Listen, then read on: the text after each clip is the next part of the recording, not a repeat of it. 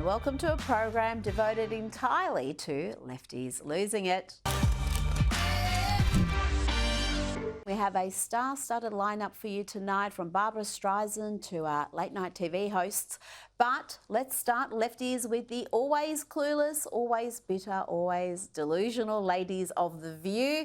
God bless ABC for keeping this awful program on air. If it wasn't for the hosts of The View, well, I don't know where I'd get my content from some days.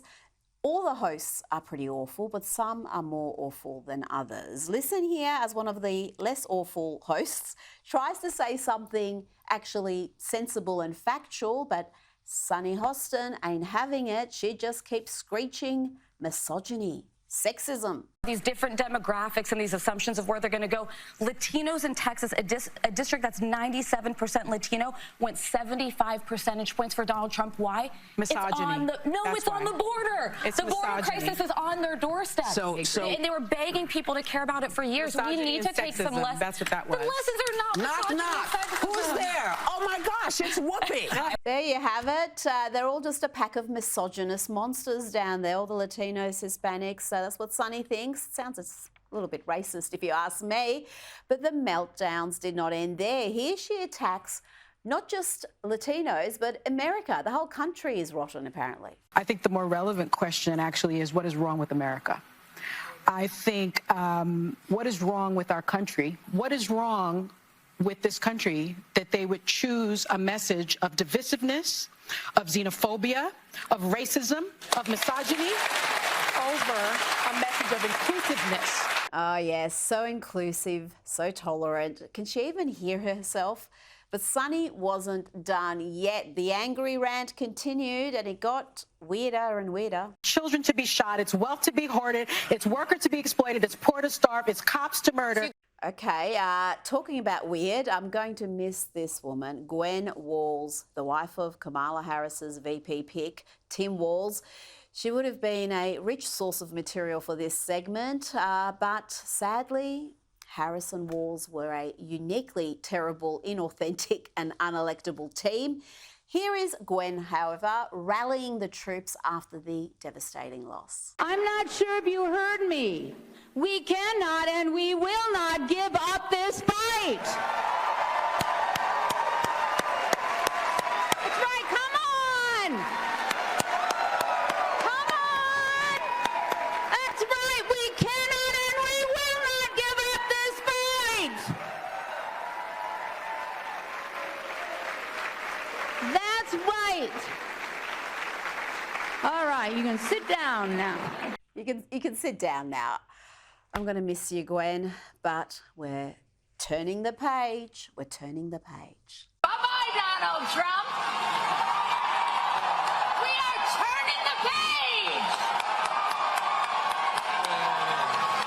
Oh, we'll always have that. That was possibly my favourite lefties losing it moment of the year. She's a little bit terrifying, if you ask me. Now, let's check in with a couple of late-night TV hosts who are not coping well with reality. Let's start with the painfully unfunny hypocrite Jimmy Kimmel, who was brought to tears by democracy, but he started off pretty cocky before the election. Little snowflake. What a blowhard. He's a blowhard and a snowflake. He's a blowflake is what he is. He should change the hats to say, "Make America Wine Again." More than half of this country voted for the criminal, still trying to figure out what happened. Oh, now that's a tad unfair. Let's have a listen to why he's crying. Maybe there is something redeeming or insightful we can learn from this man. Let's be honest, it was a terrible night last night. It was a terrible night for women, for children, for the hundreds of thousands of hardworking immigrants who make this country go. For healthcare, for our climate, for science, for journalism, for justice, for free speech. It was a terrible night for poor people, for the middle class, for seniors who rely on Social Security, for our allies in Ukraine, for NATO, for the truth. He's totally demented. It was a terrible night for democracy. What, democracy was terrible for democracy? A candidate winning in a landslide, winning the Electoral College by the biggest margin we've seen from a Republican in 36 years, winning the popular vote, biggest popular vote ever by a Republican, winning convincingly, including the Senate, every swing state. And that's bad for democracy. You see, the left only values democracy if they win. And during that little emotional diatribe from Kimmel, he talked about women's rights and decency. I'm sorry, but I'm not about to be lectured on decency from this creep. Tell us what you think of the statue. I mean, do you think that she's attractive or not? Take another look at her. It's so obscene that we've had to pixelate some of that footage and can't show you the whole thing. He's always been gross and frightfully unfunny. And talking about unfunny, let's hear from Stephen Colbert. All day yesterday, I was walking around proudly wearing my I voted sticker. Today, I wore my I am questioning my fundamental belief in the goodness of humanity sticker. Now, they give those out. This is a democracy. That's democracy with a capital duh.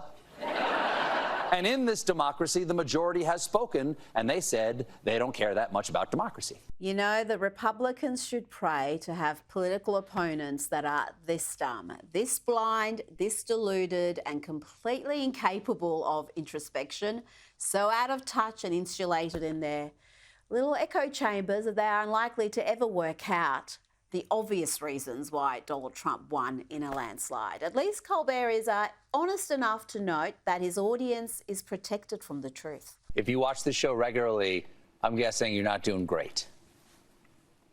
Yeah, me neither. Yep, if you watch trash like that, reality will hit you hard because you've been fed nothing but leftist lies and hysteria. And a woman who clearly has been on a diet of lies and hysteria and pancakes is Barbara Streisand. Remember the last time Trump was president and she claimed that he was making her fat? That's a real headline. Well, this time she's pledging to flee the country. How do you feel about the specter of a second Trump administration? I will move. I can't live in this country if he became president. But where would you go? Where would you go? Probably to England. Mm-hmm. I like England. The post-election analysis is underway, and we've talked about Republicans being blessed with some of the dumbest political opponents on God's green earth. And this next lefty is no exception. Here is Vanity Fair and MSNBC's Molly Jong-Fast blaming not just misogyny, but institutional misogyny and sexy images for Kamala's downfall. He leaned into a lot of the institutionalized misogyny as a way to try to neutralize her effectiveness. So she was a super effective speaker, really galvanized voters in a really important way. And what the Trump campaign did, and I think ultimately they were able to, was they flooded the internet with over-sexualized images of her. They spread lies about her romantic history. That is so completely divorced from reality. It's unintentionally funny. Did she actually claim that Kamala is a really effective speaker? The word salad queen who can't utter a coherent sentence to save herself? But Molly wasn't done yet. Listen to this bit of bat poop crazy analysis where she claims that Kamala's own campaign, which was hyper-focused on securing the female vote, was actually anti-women.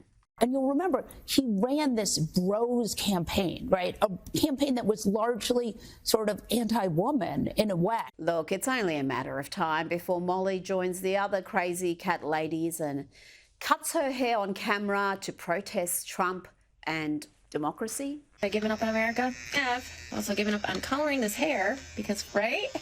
Coloring my hair, having my hair be long and luxurious, all that being skinny, being hot, and all the things that the patriarchy wants us to be, because clearly they don't give a about us.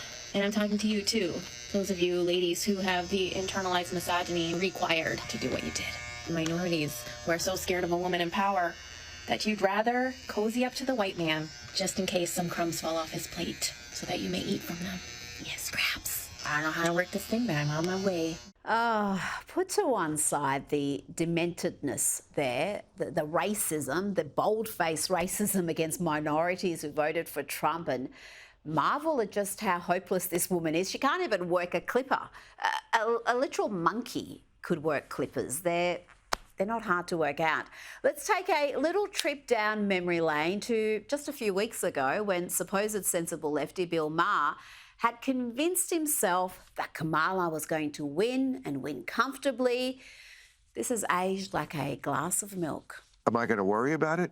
First of all, I'm not going to worry about it, Phil, because he's not going to win. First of all, she's definitely going to win the popular vote, as Democrats almost always do now.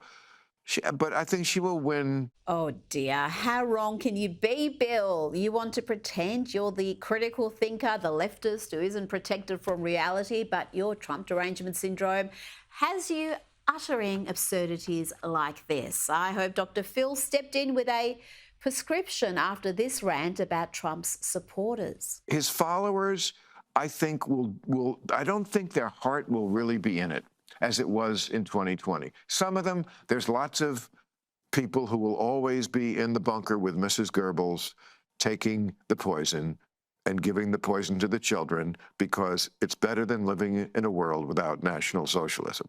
Dr. Phil's face says it all. This dude is beyond help. Bill Maher may occasionally say something sensible, essentially copying what conservatives have said for years, what we've said when it actually mattered, but in the end, he's just another lefty, losing it like this dude on CNN having a full-blown tantrum because a conservative on the panel, Shermichael Singleton, actually used accurate language to describe boys as boys. There are a lot of families out there who don't believe boys should play girls' sports. They're not boys. I'm not going to listen to transphobia at this table. I am not going to listen to you call a trans girl a boy. Are you going to allow me to finish my explanation? When you use a word that's a slur, I'm going to interrupt. That's not how it is. They're not boys. They're not boys. They're not playing girls' softball. I'm not going to sit there and listen to that. Let's reset for a second because, look, this is a really heated issue, right?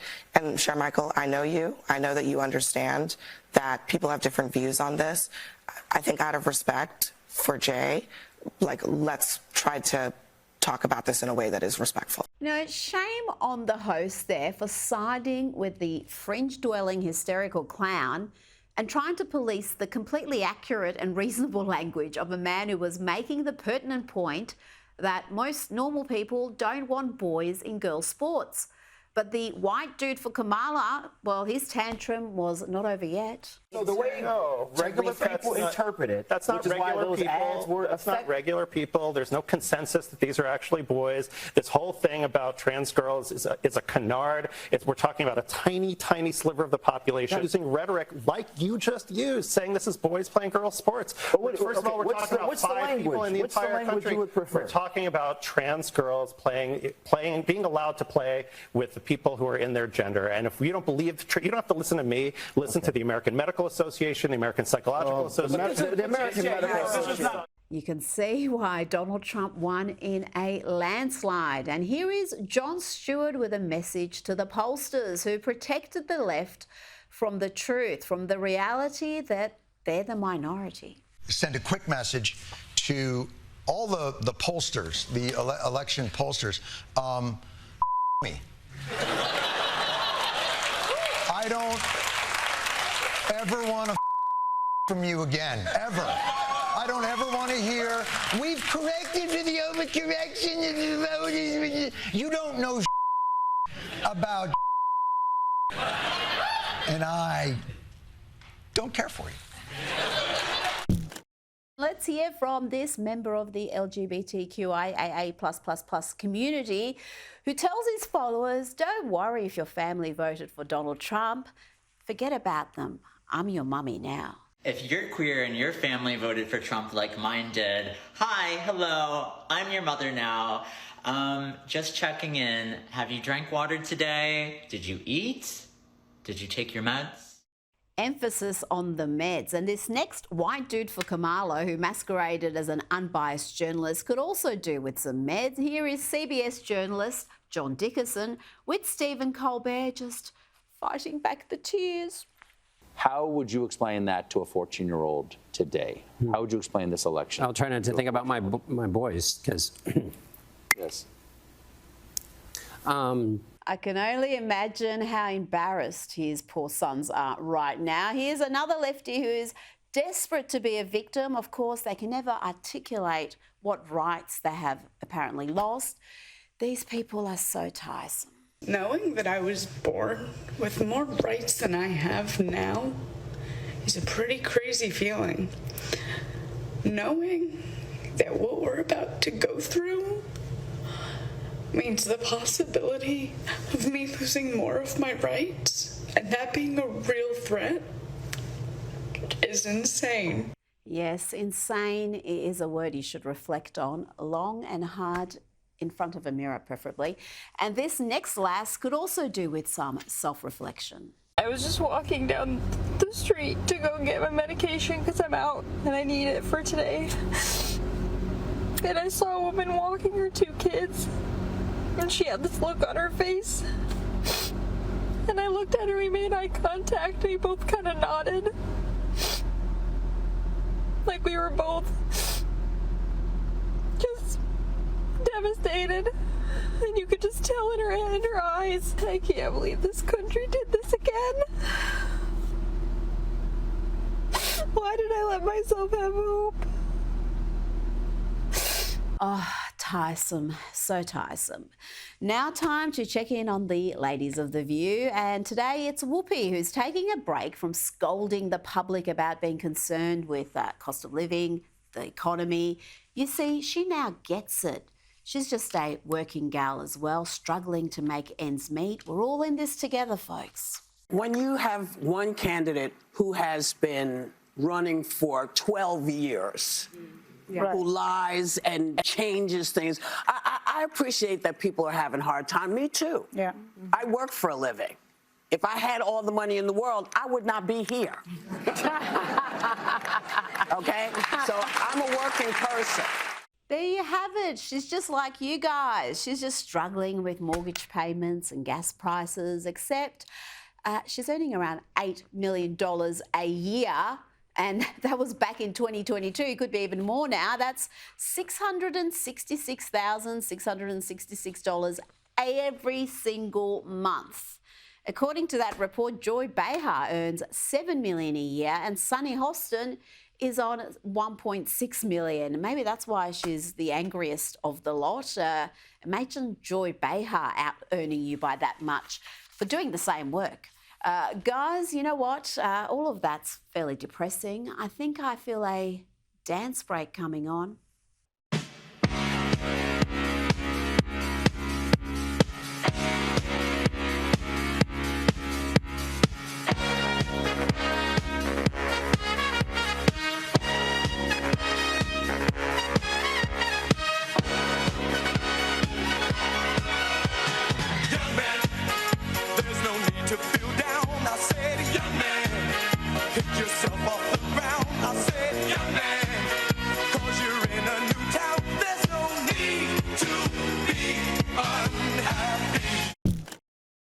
Take a moment and marvel in awe at President-elect Donald Trump's top 5 selections so far for his cabinet and other high-ranking administration positions. Coming in at number 5 is CIA Director John Ratcliffe. And this selection matters, folks. For more than a decade, we've seen these institutions become weaponized to attack conservatives, not just Donald Trump. And John Ratcliffe's performance in exposing and destroying former FBI Special Agent Peter Strzok was a thing of beauty. The approximately 50,000 text messages that I've seen with your personal beliefs like F Trump, stop Trump, impeach Trump, go ahead and confirm on the record that none of that occurred on an official FBI device or on official FBI time. Go ahead and do that. Sir, no, they did. Many of them did. Oh, they did. Agent Strzok, are you starting to understand why some folks out there don't believe a word you say, and why it's especially troubling that you, of all people, are at the center of the 3 highest profile investigations in recent times that involve President Trump, and that you were in charge of an investigation investigating, gathering evidence against Donald Trump, a subject that you hated, that you wanted to F him, to stop him, to impeach him? And do you see why that might call into question everything you've touched on all of those investigations? At number 4, we have possibly the selection that has had the biggest reaction, the biggest freak out from the left, and that's Matt Gaetz as Attorney General. Here is some of his finest work. Like, why is it that the women with the least likelihood of getting pregnant are the ones most worried about having abortions? Nobody wants to impregnate you if you look like a thumb. Is it safe to say that based off of your comments, you're suggesting that these women at these abortion rallies are ugly and overweight? Yes. What do you say to people who think that those comments are offensive? Be offended. Yes, we're going to enjoy the next few years. And after what the FBI and Department of Justice did in trying to frame and defame Gaetz personally with nonsense allegations, I could not think of a better person to go scorched earth. The American people voted for a reckoning, and a reckoning they shall have. Now to the number 3 best Trump selection thus far. And it's a woman who not long ago was running to be president as a Democrat. But the Democrats didn't want her. She was too honest, too normal, too patriotic. And let's not forget how she ended Kamala's first run to be president. She put over 1,500 people in jail for marijuana violations and then laughed about it when she was asked if she ever smoked marijuana. She blocked evidence. That would have freed an innocent man from death row until the courts forced her to do so. She kept people in prison beyond their sentences to use them as cheap labor for the state of California. And she fought to keep cash bail system in place that impacts poor people in the worst kind of way. Kamala never recovered. Now to the number 2 selection, another pick that had the left losing it and beclowning themselves by slamming a man with superb credentials. It's Trump's Defense Secretary, Peter Hegseth. First to the meltdown. He also picked, you ready? Co-host of Fox and Friends Weekend. Not even like regular. Weekend. Pete Hegseth? Yeah. Okay, Pete Hegseth. And he's picked him to be U.S. Secretary of Defense. Now, MAGA supporters and detractors are trying to figure out what? Because of this pick. Not a single MAGA supporter is trying to figure it out. You are projecting again, Whoopi, and learn to pronounce his name. He rates better than you, even on the weekend. And we can all say your made-up name, Karen. Yes, Whoopi's real name is Karen Elaine Johnson. But I digress. Let's get back to her bad-mouthing a veteran with an exemplary record. Is this the guy who's qualified to make decisions about the most powerful military in the world, who clearly does not know anything about the military? You know, and also I feel insulted. I'm a morning TV host, and I've been here the longest. Yes. Where's my ambassadorship to Italy, Donald? Such miserable fools, and they weren't alone. Here is Democrat Elizabeth Warren, Pocahontas, having a go. She wrote, "A Fox and Friends Weekend co-host is not qualified to be the Secretary of Defense. I lead the Senate Military Personnel Panel. All 3 of my brothers served in uniform. I respect every one of our service members." Then you need to apologise to Pete Hegseth, who is not only a veteran with 20 years of service, but a double Bronze Star recipient, and he's also an Ivy League educated, Harvard, Princeton. The folks who are celebrating these appointments have a problem with Pete Hegseth because he transitioned to the media. Would they prefer if he transitioned to a they-them? I'm sure Pete Hegseth won't be okay with Chinese spy balloons floating across the country, or the botched withdrawal of Afghanistan and then the killing of an innocent Afghani family in a botched revenge operation. He is ready to clean up the mess. Well, first of all, you got to fire, you got to fire the chairman of the Joint Chiefs, and you got to fire this. I mean, obviously, you're going to bring in a new Secretary of Defense, but any general that was involved, general, admiral, whatever, that was involved in any of the DEI woke, it's got to go.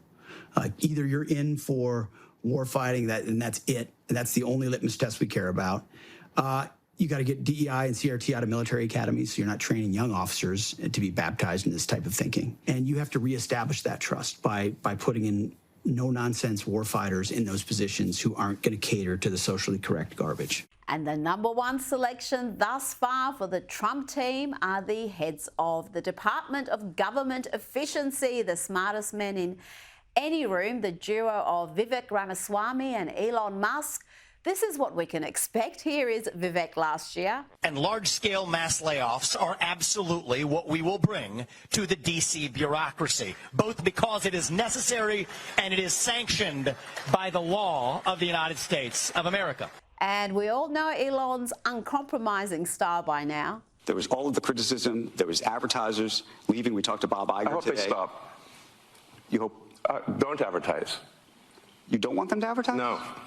What do you mean? If somebody's going to try to blackmail me with advertising, blackmail me with money, go yourself. But go yourself. Is that clear? I hope it is. And that's it from me. I'll see you Sunday morning for Outsiders. Good night.